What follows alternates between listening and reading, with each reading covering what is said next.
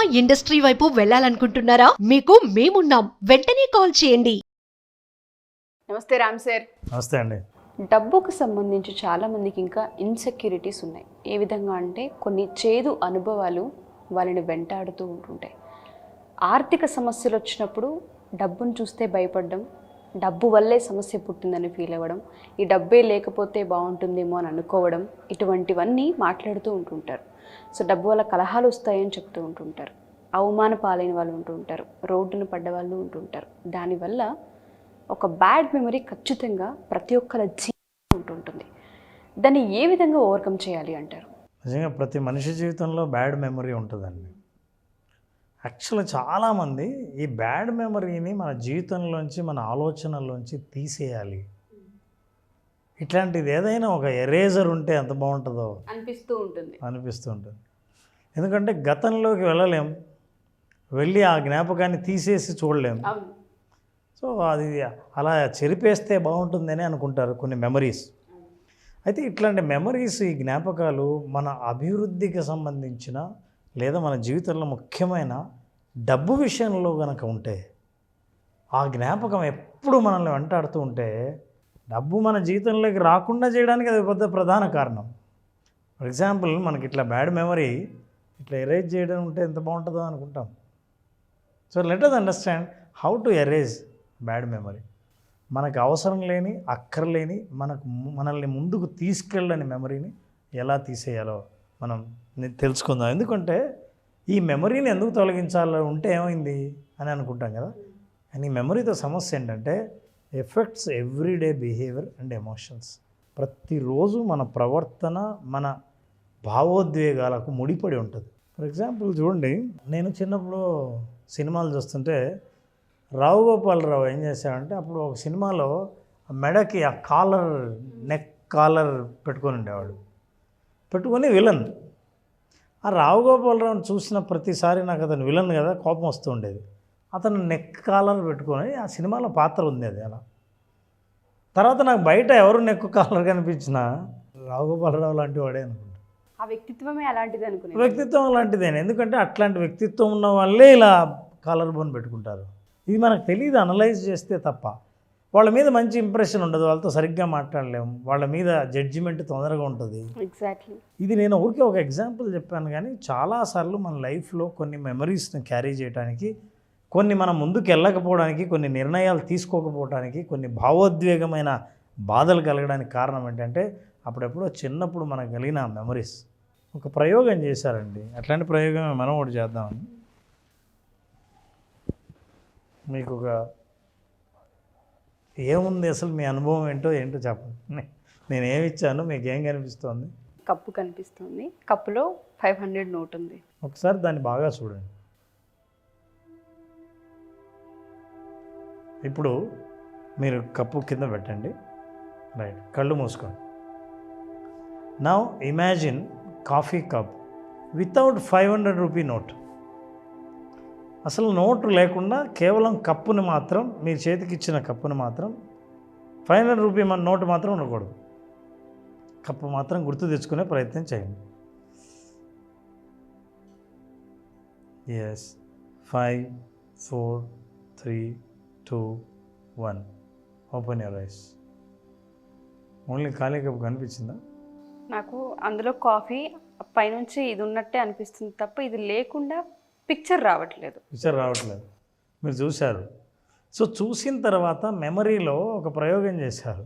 ఇలాగే ఏవైనా 2 వస్తువులు అసోసియేట్ అయ్యి మెమరీలోకి వెళ్ళిన తర్వాత, ఆ తర్వాత మనం ఒకటి వద్దు, ఒకటి మాత్రమే చూడాలి అని అనుకుంటే బ్రెయిన్ సహకరించట్లేదు. 2 కలిపే చూపిస్తుంది తప్ప తీసి చూపించట్లేదు. నా అనుభవాలు, నా జ్ఞాపకాలు, నేను చూసిన దృశ్యాలు అన్నీ అసోసియేట్ అయ్యి రిజిస్టర్ అయ్యి ఉంటే, నేను ఎప్పుడైనా సరే అది వద్దు, ఆ జ్ఞాపకం వద్దు అని అనుకుంటే వీలు కావట్లేదు. నాకు ఆ జ్ఞాపకంతో పాటు భావోద్వేగాలు కూడా దాంతోపాటే వస్తున్నాయి. అందుకనే మీ మీద ఒపీనియన్, ఇతరుల మీద ఒపీనియన్, ఇతరులను ఎవరిని ఎలా చూడాలి, నేను ఎట్లాంటి నిర్ణయాలు తీసుకోవాలన్నిటి మీద, అన్నిటి మీద ఇంపాక్ట్ ఎప్పటికప్పుడు చూపిస్తూనే ఉంటుంది. True sir. ఎస్పెషల్లీ డబ్బు మీద అయితే ఇంకా అది బలంగా ఉంటుంది. అప్పు తీసుకున్న డబ్బు కావచ్చు, అప్పు ఇచ్చిన డబ్బు కావచ్చు, లేదా లాస్ అయిన సిచ్యుయేషన్ కావచ్చు, వ్యాపారంలో చూసుకున్నా, ఏదైనా బిజినెస్లో చిన్న చిన్న వాటిలో చూసుకున్నా డబ్బుతో ముడిపడి ఉంటుంది. ఎప్పుడైతే డబ్బు పైన ఎఫెక్ట్ పడుతూ ఉంటుందో అదొక చేదు అనుభవంలో మిగిలిపోతుంటుంది. ఇవ్వాలన్నా, ఇన్వెస్ట్ చేయాలన్నా వెనకాడుతూ ఉంటాం. ఎందుకంటే పరిస్థితులు మారుంటాయి, అయినా మీ నిర్ణయం మన పద్ధతి మారదు. ఆ విషయంలో షాపింగ్ చేసేటప్పుడు కానివ్వండి, ఇన్వెస్ట్ చేసేటప్పుడు కానివ్వండి, డబ్బులు సెక్యూరిటీ ఉంటుంది ఖచ్చితంగా, ఎప్పుడు ఉంటుంది. ఎందుకంటే చిన్నప్పుడు మనం ఎప్పుడైనా సరే ఈ జ్ఞాపకాలన్నీ మెమరీలో మనీ ఇంజురీస్ ఉంటాయి, ఆర్థికపరమైన గాయాలు రిజిస్టర్ అయిపోయి ఉంటాయి. అందుకే ఆర్థికపరమైన గాయాలు ఉన్నాయి కాబట్టి ఇప్పుడు ఏదైనా నేను నా ఇష్టమైన వస్తువు కొనాలన్నా, నేను డబ్బును ఆకర్షించాలన్నా, డబ్బు కావాలనుకున్నా, డబ్బు రావాలనుకున్నా ఈ భావోద్వేగం అడ్డుపడుతూ ఉంటుంది. మీ మనీ ఫ్లో ఆగడానికి, అది హ్యాపీ మనీ కాకపోవడానికి, మనీ హ్యాపీగా మీ దగ్గరికి రాకపోవడానికి కారణం ఇలాంటి మెమరీయే. మీరు ఖచ్చితంగా అనలైజ్ చేయలేరు ఏ మెమరీ అని, కానీ డబ్బు మీద ఉన్న మీకున్న అభిప్రాయం ఏదైతే ఉందో అది కేవలం ఈ మెమరీ వల్లే వచ్చింది. అందుకే పిల్లలు ఎప్పుడైతే అట్లాంటి అనుభవం ఎదురైనప్పుడు ఇలాంటి పరిస్థితి వస్తుందో వాళ్ళు అప్పటికి ఆ జ్ఞాపకం రిజిస్టర్ అయి ఉంటుంది. ఇప్పుడు మనం ఏం చేయాలి? Detach from stories that keep you stuck. మిమ్మల్ని ఆపేసిన పరిస్థితి నుంచి మీరు డిటాచ్ అవ్వాలి. డిటాచ్ అవ్వాలి అంటే ఏ ఎమోషన్ అయితే మమ్మల్ని బాధ పెడుతుందో, మనల్ని తీవ్రంగా పరిగణిస్తున్నామో, ఏ భావోద్వేగం అయితే, అంటే కోపం, నమ్మకూడదు మనిషిని, డబ్బు పోతుంది, అమ్మో ఇందులో పెట్టకూడదు, ఇదైతే నమ్మడానికి లేదు, ఇట్లాంటి జ్ఞాపకాలు ఏవైతే వచ్చాయో ప్రతి మీ జ్ఞాపకానికి, ఆర్థిక గాయానికి వ్యక్తితో కూడా కనెక్షన్ అయి ఉంటుంది. పరిస్థితులే కాకుండా ఫర్ ఎగ్జాంపుల్ తల్లిదండ్రులు కావచ్చు, మీ ఇంట్లో మీ తల్లిదండ్రులని మీ వ్యాపారంలో మీ మేనమామ, మీ చిన్నాన్నో పెద్దనాన్నో మోసం చేసి ఉండొచ్చు, లేదా నమ్మిన స్నేహితుడు ఎవరైనా మోసం చేసి ఉండొచ్చు. ఎవరో ఒకరు మీ జ్ఞాపకాలు ఒకసారి తలుచుకుంటే you will associate with the relationship with the person. True sir. ఎప్పుడైతే ఆ పర్సన్ గుర్తొస్తుంటాడో, గుర్తొచ్చిన ప్రతిసారి, ఆ అనుభవాన్ని గుర్తొచ్చిన ప్రతిసారి ఇప్పుడు మీ ప్రస్తుతం మీ నిర్ణయం మీద బలంగా ప్రభావం, ఎగ్జాక్ట్లీ ఇంపాక్ట్ చూపిస్తూ ఉంటుంది. బంధువుల్ని నమ్మకూడదు, ఫ్రెండ్స్ని నమ్మకూడదు, బిజినెస్లో పార్ట్నర్షిప్ ముగ్గురు ఉండాలి, ఇద్దరు ఉండకూడదు, ఇది ఏదో ఏ సెంటిమెంట్ అయినా సరే ఇట్లా నిర్ణయాల వల్ల ఏంటంటే అవకాశాలు కూడా బ్లాక్ ఆగిపోతాయి. మీరు అవకాశాలని బ్లాక్ చేసే నాకున్న భావోద్వేగాలు నేను క్యారీ చేయడం అవసరమా? వాటిని ఎరేజ్ చేయాలి. ఎలా సార్ ఎరేజ్ అంటే? ఒక మనిషిలో తను అనుభవించిన ఏదైతే అది బ్యాడ్ మెమరీ అది ఇంకెక్కువ గుర్తుండే అవకాశమే ఉంటుంది. ఎప్పుడైతే మన జీవితంలో మళ్ళీ చూడకూడదు అనుకున్న మెమరీ మనల్ని హాంట్ చేస్తూ ఉంటుంది. దాన్ని ఎలా ఎరేజ్ చేయగలమంటారు? ఇది బిగ్గెస్ట్ ఛాలెంజ్. చిన్న టెక్నిక్ ఉంది. ఎవరైనా సరే నా డబ్బు ఫలానా వల్ల మా ఇంట్లో డబ్బు లేకుండా పోయింది, ఫలానా వాళ్ళ వల్ల, నా చిన్నప్పుడు ఫలానా పరిస్థితిలో వీళ్ళందరినీ చూశాను, అతని మీద ఆమె మీద ఎవరి మీదైనా ఆ అభిప్రాయం వల్ల నా లైఫ్లో డబ్బు రావడం ఆగిపోయింది, నేను సంపాదించలేకపోవడానికి, అభివృద్ధి కాలేకపోవడానికి, మా కుటుంబం ఆర్థికంగా ఎదగలేకపోవడానికి కారణం ఫలానా వాళ్ళు అని మీకు అనిపిస్తూ ఉంటే ఆ గాయాలను ఎరేజ్ చేయాలంటే ఒకటి మార్గం, ఫర్గివ్, క్షమించేయాలి. ఎందుకంటే నాకు భవిష్యత్తు, రేపు నేను సంపాదించే డబ్బు నాకు ముఖ్యం, కానీ గతంలో నన్ను బాధపెట్టి మోసం చేసి ఆర్థిక గాయాలకు కారణమైన వాళ్ళని అస్సలు నేను మనసులో పెట్టుకోకపోవడమే నాకు క్షేమం. ఈ విషయం తెలిసినప్పుడు ఒక్క ఎక్సర్సైజ్ చేస్తే ఆ మెమరీని తుడిపేయచ్చు. ఆ ఎక్సర్సైజ్ ఏంటంటే ఒక్కసారి ఈ ఆర్థిక గాయాన్ని గుర్తుకు తెచ్చుకోండి. గుర్తుకు తెచ్చుకున్న తర్వాత ఎవరో వ్యక్తి మీకు మొహం గుర్తొస్తుంది. మీ పార్ట్నర్ కావచ్చు, అది మీరు చిన్నప్పుడే కానక్కర్లేదు, మీరు యుక్త వయసులో కానీ గతంలో జరిగినట్టు కానీ ఆ జ్ఞాపకాల వల్లే మీరు ఏ నిర్ణయం తీసుకోరు. నాకు ఇటీవల వచ్చిన మన బిజినెస్ కోచింగ్, ఈ హ్యాపీ మనీ తర్వాత చాలామంది బిజినెస్ ఇంప్రూవ్ చేసుకోవడానికి కోసం అని వచ్చిన కోచింగ్లో దాదాపు 80% కేసులన్నీ ఏంటంటే నాకు ఆగిపోవడానికి ఎవరు కారణం అని వాళ్ళ గురించి చెబుతారు. ఏం జరిగింది గతంలో అంటే ఎవరో ఒక వ్యక్తి ఉంటాడు అందులో, వ్యక్తి లేదా వ్యక్తులు. వాళ్ళు ఈరోజు కనుక ఈ ఎక్సర్సైజ్ చేయగలిగితే అద్భుతంగా ఆ మెమరీని ఎరేజ్ చేస్తారు. ఎందుకు ఎరేజ్ చేయాలంటే నా ప్రగతి ముఖ్యం నా జ్ఞాపకం కంటే, నాకు ఉపయోగపడని బరువు కంటే నా జీవితాన్ని తేలిగ్గా చేసే ఉపయోగపడే మెమరీ చాలా అవసరం. ఎగ్జాక్ట్లీ. దాన్ని చేయాలంటే ఒకటే ఒకటి, కామెంట్ బాక్స్లో మీ మనసులో ఫస్ట్ తలుచుకోండి ఎవరో కారణం. తలుచుకున్న తర్వాత ఈ సెంటెన్స్ టైప్ చేయండి. టైప్ చేస్తే మీకున్న మెమరీ మెల్లిగా స్లోగా బయటికి వెళ్తున్నట్టు ఉంటుంది. ఎందుకంటే అది జర్నల్లో రాయటం కానీ ప్రోగ్రామ్ చూసినప్పుడు వెంటనే టైప్ చేయడం కానీ చేస్తే there is a connection between mind and body.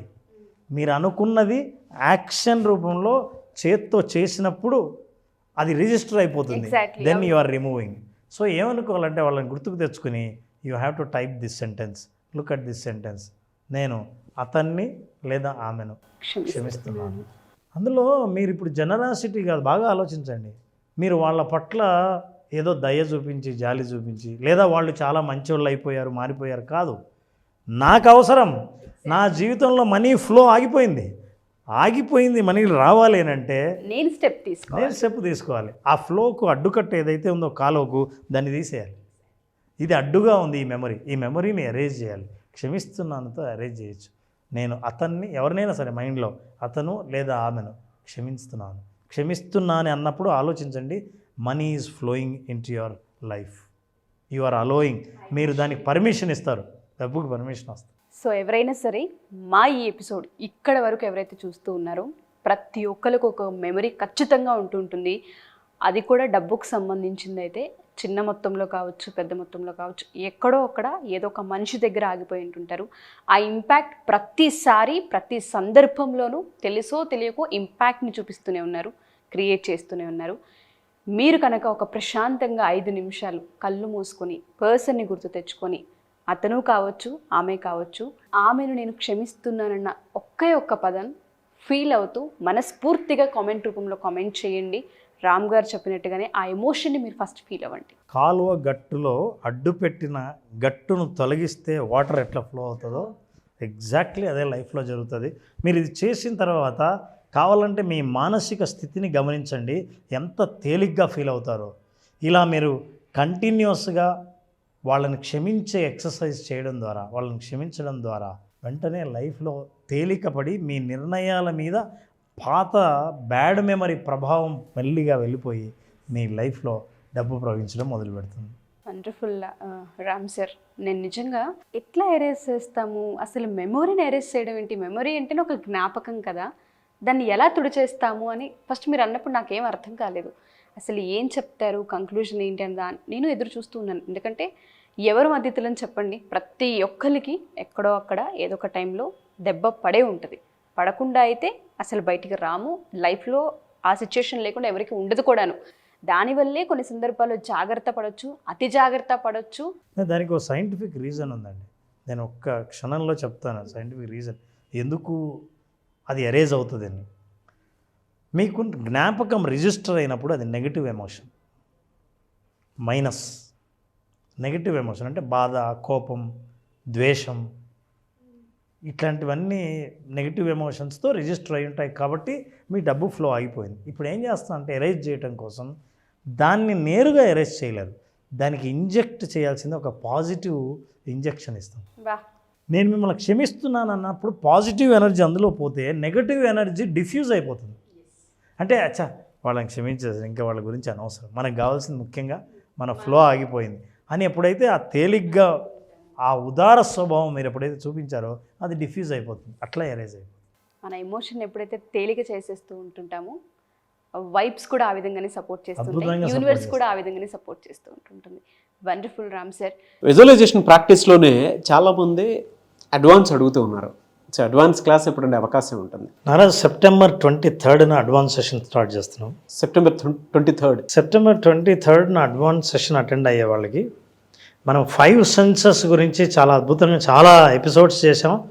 మనం బేసిక్ సెషన్లో కూడా మాట్లాడాం. అయితే ఆ సెన్స్ యొక్క పవర్ని ఎట్లా పెంచాలి, సో లైఫ్ని నిజంగా జీవించాలంటే ఈ 5 సెన్సెస్ నుంచే మనం ఎంజాయ్ చేస్తాం.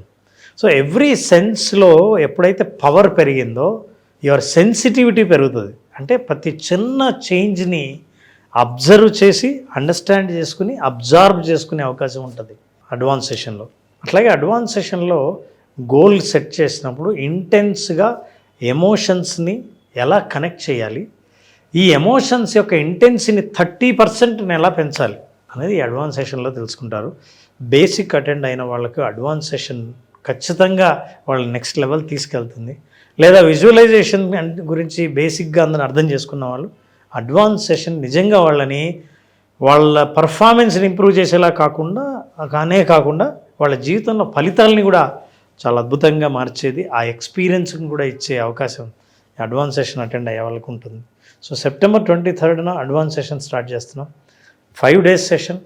ఇందులో కూడా అడ్వాన్స్డ్ యోగ నిద్ర సెషన్ ఉంటుంది. అండ్ ఇందులో ముఖ్యంగా నేను చెప్పాలనుకునేది కూడా ఒకటే, సంవత్సరం మొత్తం చేయాల్సినటువంటి పని ఒక 3 నెలల్లో ఎలా ప్లాన్డ్గా చేయొచ్చు అనేటువంటి దానికి ఈ అడ్వాన్స్ విజువలైజేషన్ క్లాసెస్ అనేవి చాలా చాలా చాలా బాగా ఉపయోగపడతాయి. సో కమింగ్ డేస్లో ఎలాగో న్యూ ఇయర్ రాబోతుంది కాబట్టి వాటినన్నిటినీ కూడా అంటే వచ్చేటువంటి వాటిని ముందే ఊహించి ఎలా మనం సక్సెస్ సాధించవచ్చు అని చెప్పడానికి this is the very special class, advance class. అది కూడా అడ్వాన్స్ ప్రాక్టీస్ అనేది చాలా చాలా చాలా స్పెషల్ క్లాస్. ఓన్లీ ప్రాక్టీస్ అది కూడా 23rd నుంచి, సెప్టెంబర్ 23rd నుంచి జరుగుతుంది. కాబట్టి ఆసక్తి కలిగిన వారు ఎవరన్నా సరే స్క్రీన్ మీద మీ కాంటాక్ట్ నెంబర్ కనిపిస్తుంది, దాన్ని మీరు కాల్ ఆర్ మెసేజ్ వాట్సాప్ చేసి వెంటనే ఎన్రోల్ చేసుకోండి. Anyways thank you so much Ram sir. Thank you.